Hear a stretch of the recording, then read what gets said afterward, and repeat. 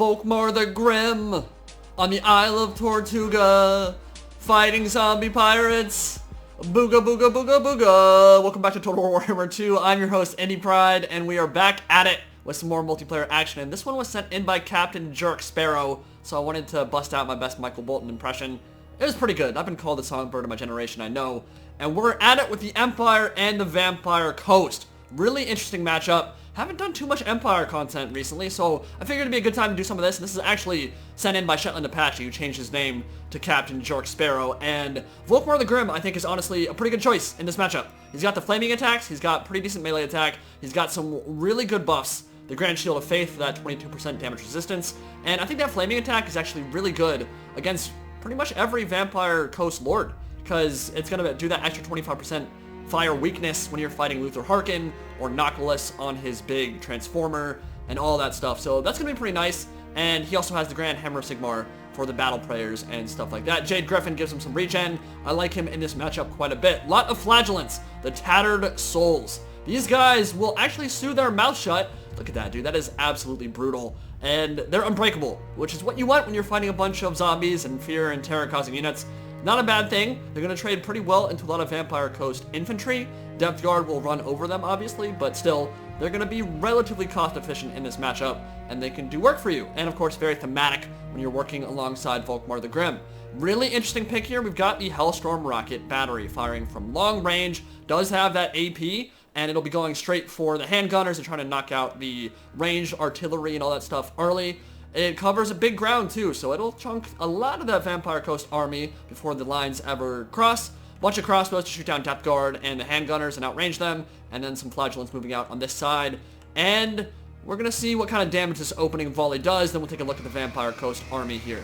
So it's going to get in there, try to go after some of the deck gunners and do a very decent amount of damage to those zombie gunnery handgun mob, who are honestly one of the most cost-efficient units in the game. Honestly, I don't know if this is a unit that kind of represents what handgunners should be. They certainly seem more cost-effective than Thunderers or Empire handgunners. Not that those are bad units, but the fact that they're unbreakable means they generate so much value for you. So I don't know, maybe Empire handgunners and Thunders could maybe use a little bit more of a buff to get them up to speed with like what these guys are capable of doing. At the same time though, it's not like those are bad units at all. In fact, Thunders probably are one of the best dwarf units overall. So definitely worthy of discussion, but over here some deck gunners going to be breaking that missile block chance for any units that move up into range of them. I like them in the Empire matchup, and a lot of deckhand mob polearms in the back. Up top, Luthor Harkon, and with extra powder, 578 missile damage on his first opening salvos, which is really brutal. See this Hellstorm Rocket Battery coming again. Yeah, it's doing some really good damage here right now, but there are 3 cannons on the field, which is going to be a big issue for that Hellstorm Rocket Battery. Looks like an Amber Spear going to get shot into Luthor Harkon early on. Do a little bit of damage, although this is a lot better against stuff like probably crabs or cavalry from the flank infantry. It would go through the entire formation. It's not so great against single entities, and the bigger issue is, of course, that Luthor Harkon has that regeneration. So really not going to do very much to him. He's going to regen all that damage and probably kind of just be a waste of magic. But here, looking at the Amber Wizard, we do have the, what is that actually called? The Power Stone, Amber Spear, and Flock of Doom. I think Flock of Doom will be very useful in this matchup. And he has a very, very nice kind of enfilade fire thing coming in here. I guess there aren't any actual ranges on this side, but if you could bait the Vampire Coast into attacking up this hill, you'd have really good downhill line of sight. You would have the ambush coming from the trees right here, and then right here in the back, Zintler's Reiksguard, which are going to be very important if you can hold on to them for the late game. That will really open up stuff in the back lines for the Vampire Coast. Allow him to get in and do very good damage. Also has some Pistoliers Vanguard deployed in the back. So early on, Luthor Harkon doing a little bit of skirmishing, trying to maybe get at that Ember Wizard, and again, 578 missile damage. This is going to be a problem for sure. These Hellstorm Rocket Batteries are getting shredded right now, and I really don't think this artillery is going to be up for very long at all. Yeah, they're getting absolutely bisected right now. Not going to be around for too long. They've done some good damage, 37 kills, but at the end of the day, is that really going to be worth it when you can Invocation to hack those gunners back into life? Probably not. And that is going to at least move the Vampire Coast army up a little bit before the cannons are able to take it down. But I just can't imagine it's going to be around for too long. These Pistoliers Vanguard deployed in the back. Pretty interesting choice. I'm going to be very, very curious to see what kind of impact they can make on the battle here. Cannons About to take it down. Yeah, that's probably the last cannon right there. They're all down except for one. They're going to rout. I don't know if we'll get to see it again this battle. So a little bit disappointing. I love it when I get to see the Hellstorm Rocket Battery in action. It's just such a glorious unit. It doesn't get used that often, but against armies that are very reliant on chaff, like the Vampire Coast, like Skaven, you can definitely see them do a lot of work. But 37 kills is just not going to make up its cost. So he's going to take a kind of defensive position up on this cliff right here. I believe we're on Stir River right now. Really cool looking map. And kind of one of those asymmetrical maps that can make for more interesting tactics than you typically see on something like MP Crossroads, where just a flat, kind of featureless terrain where there's not really a whole lot going on. We've got a very defensive position. We're not going to be seeing hill camping here, but crossbows can certainly take overwatch position, start shooting into the front line of deckhands. And these guys, of course, they are amazing for what they provide. They're just one of the best chaff units in the game. They are a little bit worse than swordsmen, but they're better than skeleton warriors, and they'll outtrade a lot of chaff for other factions. And they look badass, and they channeled their inner Pirates of the Caribbean pretty nicely. Some Curse of the Black Pearl right there for sure. So Luthor Harkon is still kind of just flying around. We're going to put this into double fast forward for a second here just so things can get a little bit more underway.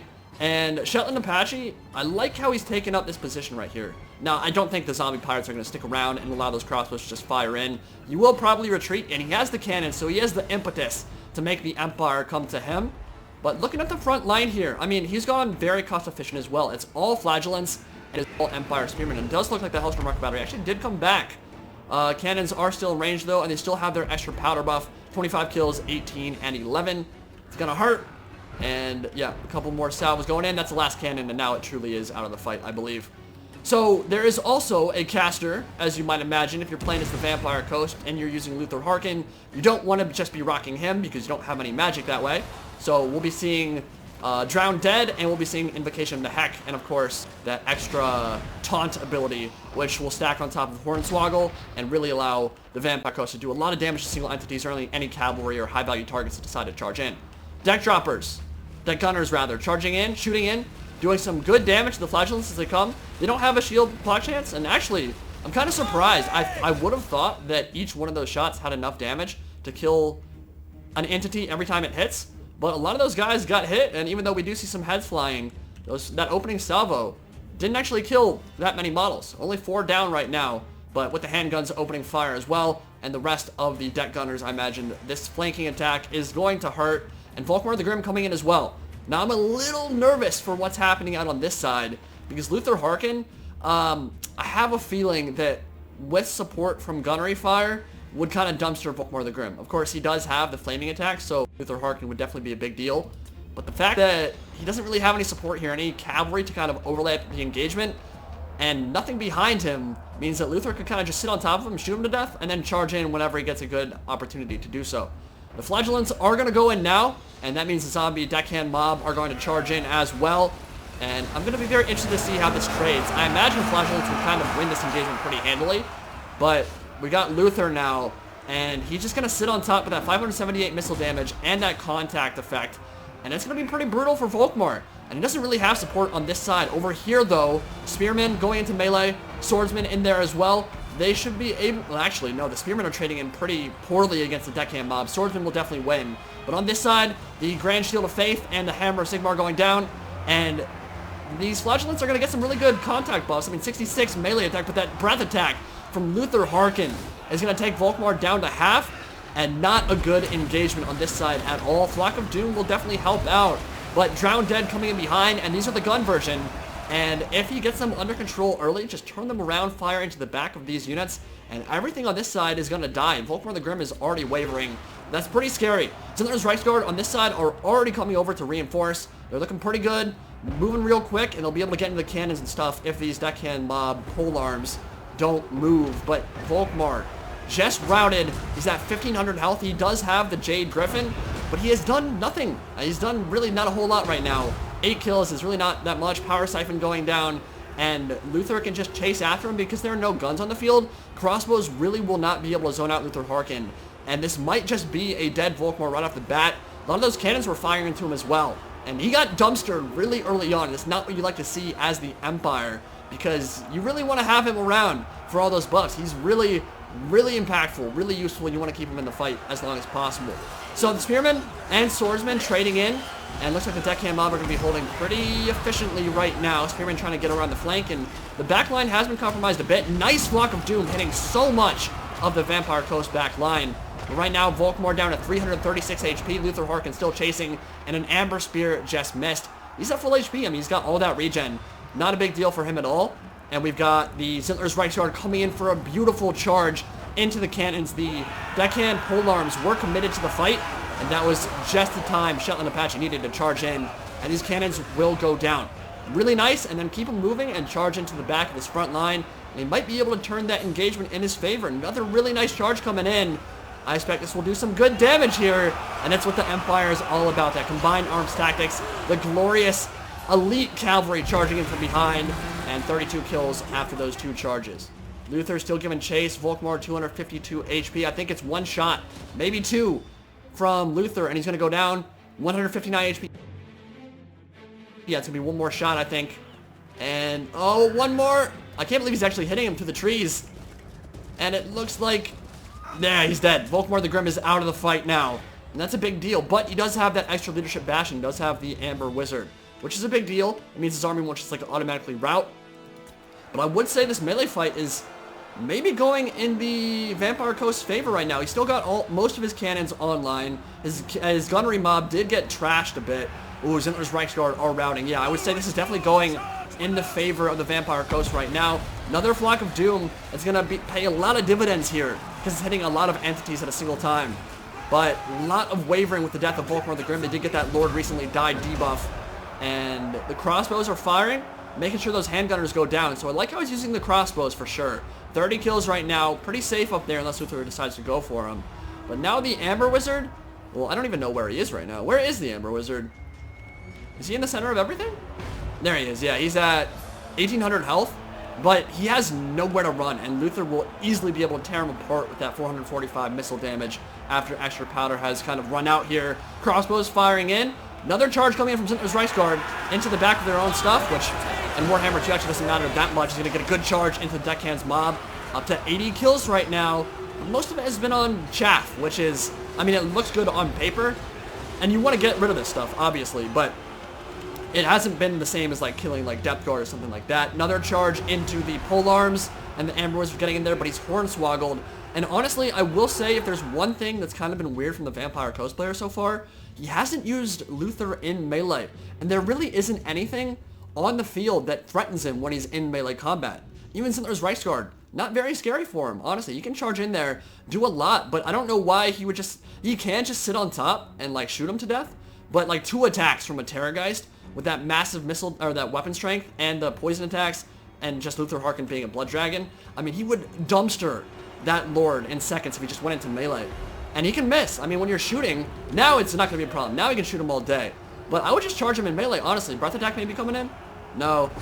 I mean, he can shoot, and is doing damage, but 1 melee attack would make him rout. He would tear rout, like, instantly. So I just charge him into melee right there. He's very versatile. It's why you bring Luthor. He's an amazing flying not caster, but melee combatant and ranged DPSer. You can do both. And I'd say that his melee stats are actually probably what make him even more terrifying. So the crossbow is firing in. Deckhand's getting into the back line now. Hellstorm Rocket Battery Crew, they're already going to die anyway. These Pistoliers have been sitting back here the entire game. I'm going to be honest, I don't know if this is entirely intentional or if he forgot about them. There is something to be said for holding on to them for the late game, right? Because they're going to have full ammo. If all the range units are dead, it's going to be really good for you, and you can micro them to their fullest potential and not miss-micro their stuff. But at the same time, like, I feel like they could be really useful in the central engagement right now, and they're not being used at all. Amber Wizard is about to be offline here.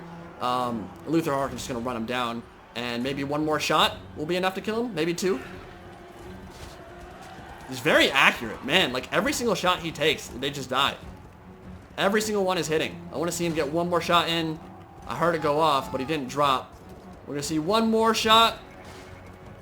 He's missing. You're proving me wrong, Luthor. Let's go, buddy. Blood Dragon my ass. You bring shame to your order by even using a ranged weapon. I don't even know if he's not in range. Alright, we're going to stop worrying about that for now. Zintler's Reichsguard over here. 140 kills. They have made a big impact on this battle so far. Crossbows coming in. And they're surrounding the caster, it looks like. Yeah, the caster is by himself right now.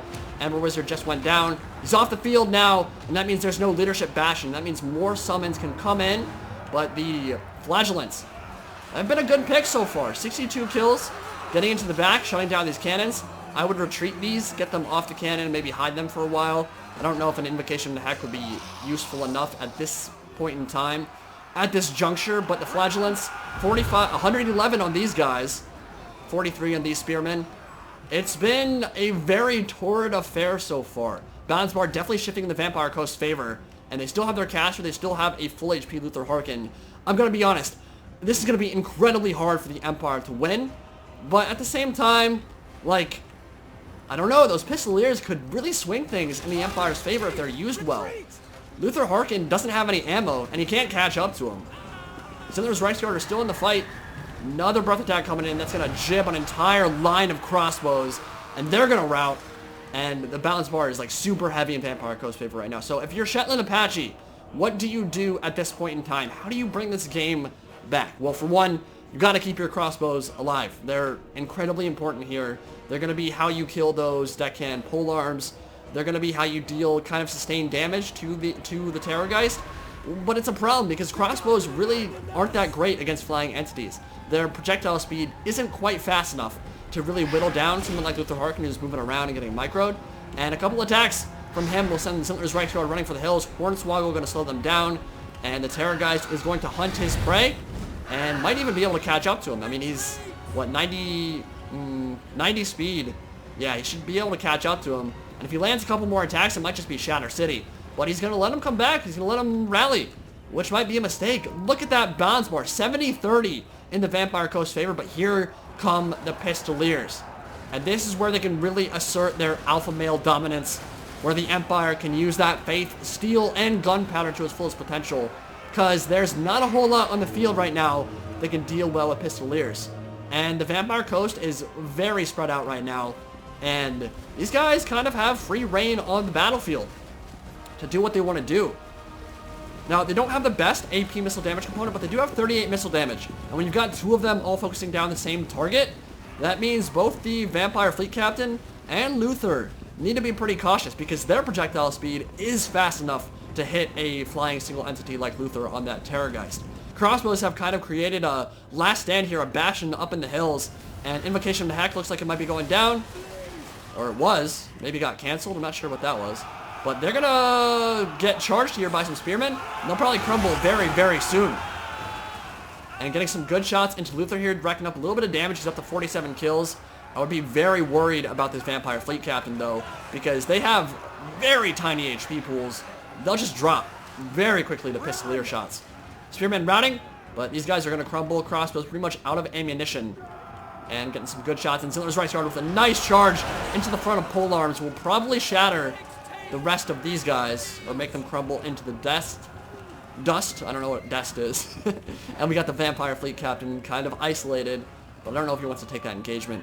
Over on this side, Luthor is getting completely surrounded by Pistoliers, and look at the damage they're racking up right now. He's getting tied down by a single model, and without him moving, he's down to 3,600 HP out of his 5,900 that he started with. And though he does have that regen, and he really didn't take much damage early on, so he's nowhere near the healing cap. This sustained missile fire is really a big issue for them. And the leadership is dropping like crazy. I think he needs to pull Terrorgeist this way, get it over the cliff. Yeah, I don't know why he's going that way, because right now he's still allowing himself to get shot. If he just went up this cliff, he wouldn't be able to get shot at all. You see their shots just kind of arcing in. He's going to charge again, but these guys have 69 speed when they're poisoned, but 90 speed, which is the exact same as Luthor Harkon when they aren't. So as soon as they disengage and get that poison debuff off them, they'll be able to run away. And they have Parthian shot, and Luthor Harkon's just getting shredded. Stop chasing these guys. There's no reason to. You're just getting absolutely shredded right now. The Terrorgeist is going to die really soon if he's not careful. And look at that balance bar shifting back in the Empire's favor here. Zittler's Reichsguard charging into the Vampire Fleet Captain. She's going to go down pretty quick, I think. I mean, she has 430 weapon strength, but 30 armor means that they could really hurt her. Invocation of the Heck, maybe? Yeah. So that'll help him reach that healing cap a little bit faster, but I mean, he really just doesn't need to be going into melee with them. Let them shoot at something else. If Luthor is alive, you're in good shape. If he's not, you might lose this game. We got some Flagellants and Spearmen coming back in as well. Crossbows with no ammunition and a little bit left on those guys coming back. Sindler's Rex Guard charging in, and a crazy ending unfolding here. It's still in the Vampire Coast's favor, but it is swinging back here. Luthor Harkon really getting whittled down very nicely by the late game play from those Pistoliers, and it might just be enough to turn it in the Empire's favor, and that Vampire Fleet Captain is just no longer having a good time. Getting a shish kebab from both flanks here, blood pouring out of her body, and she has nowhere to go. Like, there's nothing to meet shield for her. No more summons. It's death and despair for the Fleet Captain, and with the Sindler's Rex Guard charging in, that's going to be the end. She's just going to crumble really quick. There's nothing for it. She has nowhere to go, nowhere to run, nowhere to hide, and the Empire surging back here in the late game, and she's going to drop. Just drop into the sand. Or, that's not sand, dude. That's water. What the? What the F, Indie Pride? That's water. He's going to drop into the water, and Luthor Harkon chasing down some Flagellants. He's going to, oh yeah, I love that animation. It's so glorious, just tossing them around.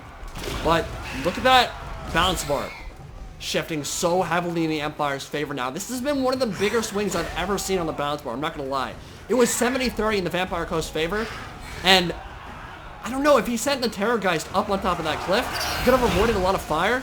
But with that said, I don't think the Pistoliers would have shot at anything else besides the Vampire Fleet Captain anyway. So saving them for the late game here has been really good. The Terrorgeist is going to tear out some of this stuff, but with all the Pistoliers firing in, Luthor Harkon on his last legs, and Shetland Apache and Captain Jerk Sparrow somehow going to take this game, and he's going to crumble. That's it. Empire takes it. That was a really asymmetrical battle. Really kind of strangely played, but like very entertaining. I don't know, the way he set up in that initial engagement was maybe a little bit questionable. Like sending Volkmar the Grim and 2 Flagellants in on that entire flank unsupported. Yeah, I think they kind of got destroyed, and you saw he got punished for it very heavily. I mean, he lost his lord right off the bat, which is an issue. Luthor Harkon was used very well in that capacity. I mean, he sat on top of him, shot him to death. I think he probably could have charged in and gotten a couple melee attacks off and killed him even quicker. With that said, though, besides that initial engagement on the right flank of the Vampire Coast, left flank for the Empire, crossbows were used very well. 65, 74, 56 kills. Killed the gunners very nicely. They didn't do a whole lot here. Neither did the deck gunners. And the build, in terms of the Flagellants being unbreakable, traded very well into the deckhand mob, which a lot of chaff in the game don't. I guess Flagellants are a little bit over chaff. They're 550 gold, so they're a little bit higher tier than that. But they traded very well. I mean, these kind of units are ones that are typically going to be pretty good against low armor, unbreakable factions. They can be okay, I guess, against Tomb Kings. Can definitely be good in this matchup. Don't know if I'd recommend them too much against Vampire Counts, because, at least not as a main line, because Graveguard will just absolutely destroy them. Just run them over. But yeah, the Vampire Fleet Captain, like, got some good summons in, got some good heals in, and the cannons did a lot of work. But even though these Pistoliers only got 4 kills between them, the damage they did to Luthor there, when the Vampire Coast had nothing to deal with them, I mean, it won the Empire the battle. And it's always cool to see Face Steel and Gunpowder triumph, especially against these newer factions. It was a very interesting game. I like that map a lot, too. Again, I think that having that kind of terrain feature all over the map, it just makes for more interesting battles than playing football against each other, where you just like run directly at the other dude's army and try to overpower them in a melee grind. There's a lot more stages of that battle. It's a pretty long one, too. It's almost 20 minutes long. So, hope you guys enjoyed that one. I certainly did. And I will bring you much more content very soon. I will say I am moving on Wednesday. So, uploads will maybe be a little bit more sporadic than I or you would like over the next few days. But as soon as I'm set up in my new place, got that gigabit internet running, we'll see how that goes. Hopefully it all goes smoothly, and hopefully my internet speed there will be dope, and I'll be able to do more streaming and faster uploads for you guys. And of course, we'll be able to get back into the more cinematic style of my commentary as well. But I got a lot to do, and I'll be seeing you all very soon. Hope you guys enjoyed. And Indie Pride, signing out for now. Peace out.